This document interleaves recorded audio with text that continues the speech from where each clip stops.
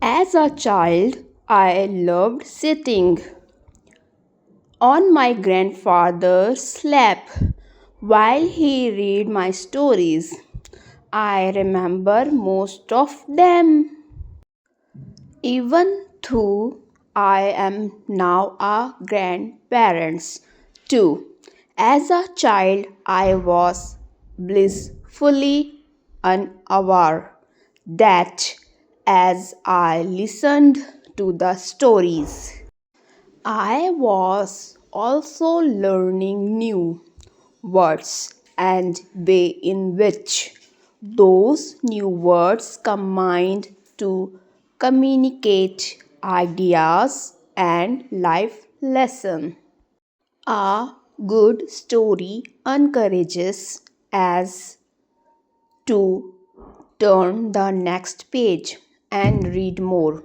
We want to find out what happens next and what the main characters do and what they say to each other. We may feel excited, sad, afraid, angry, or really happy.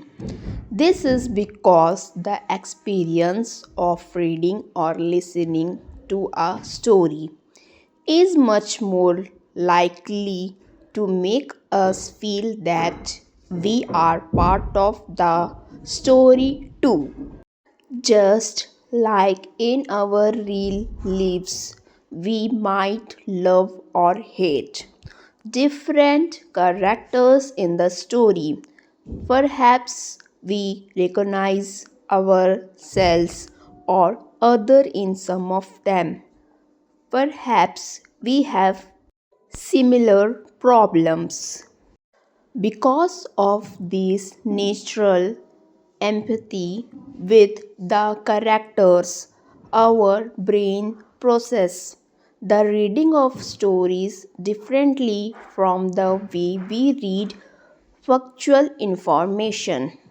Our brains don't always recognize the difference between an imaged situation and a real one, so the character become alive to us. What they say and do is therefore more meaningful. This is why the words and structure that related a story events, descriptions and conservations are processed in this deeper way. In fact, cultures all around the world have always used storytelling to pass knowledge from one generation to another. Our ancestors understood very well that this was the best way to make sure our stories and information about how to relate to other and to our world was not only understood but remembered too. Encouraging our child to read or listening to stories should therefore help them to learn a second language in a way that is not only fun but memorable. Let's take a quick look at learning vocabulary within a factual text or within a story. Imagine the readers are 8 years old interested in animals.